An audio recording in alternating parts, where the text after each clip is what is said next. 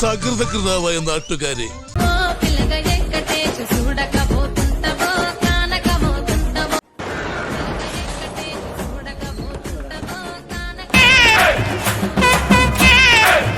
നമ്മൾ നിങ്ങളെ തെരഞ്ഞെടുക്കേ ഇനി ഒരു സംഗതി കൂടി എടുത്താൽ വേണ്ടിയുണ്ട്.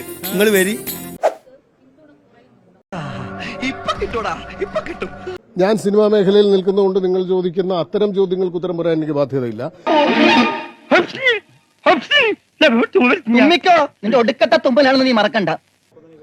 ഇത് എന്റെ അഭിപ്രായമാണോ അതിന്റെ അകത്ത് വാലിഡ്?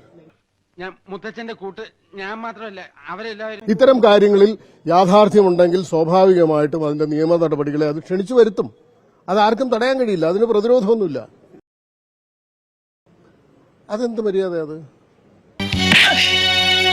ഒരാളുടെ സർഗാത്മകമായ പ്രവർത്തനങ്ങൾക്ക് നിരോധനം ഏർപ്പെടുത്താൻ നിങ്ങൾക്ക് പറ്റില്ല. അയാൾ ഒരു കവിത എഴുതുകയോ ഒരു കഥ എഴുതുകയോ ഒരു സിനിമ ചെയ്യുകയോ ചെയ്താൽ അതിനെ നിരോധിക്കാൻ നിങ്ങൾക്ക് അതിനെ ബഹിഷ്കരിക്കാം. നിരോധിക്കാൻ പറ്റില്ല. പറ്റുമോ?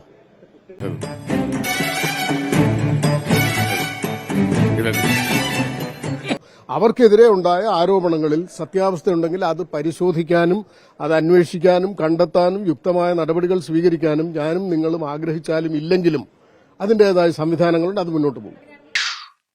തൃപ്തിയായി സാറേ, എനിക്ക് സന്തോഷായി. ഞാൻ ഈ പറഞ്ഞ മറുപടിയിൽ ഇത് ഉൾപ്പെടുന്നില്ല. ഞാൻ അങ്ങനെയാണോ പറഞ്ഞത്? ഞാൻ പറഞ്ഞു ഒന്നിടുന്നു, അവിടെ പോയിട്ട് കേട്ടു നോക്കൂ. അങ്ങനെ ഞാൻ പറഞ്ഞോ? നിങ്ങൾ പറയുന്നത് ഞാൻ അംഗീകരിക്കണോ? വേറെ ആളെ നോക്കണം.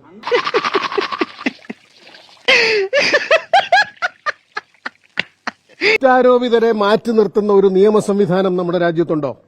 ഉണ്ടോ? നിങ്ങൾ ഏത് സ്ഥാപനത്തിൽ പ്രവർത്തിക്കുന്നോ അതിന്റെ ധാർമ്മികത, അതിനേക്കാൾ വലിയ സാമൂഹ്യ ധാർമ്മികതയൊന്നും ഒരാൾക്കുമില്ല, ആർക്കും അവകാശപ്പെടാനുമില്ല. ഉണ്ടോ?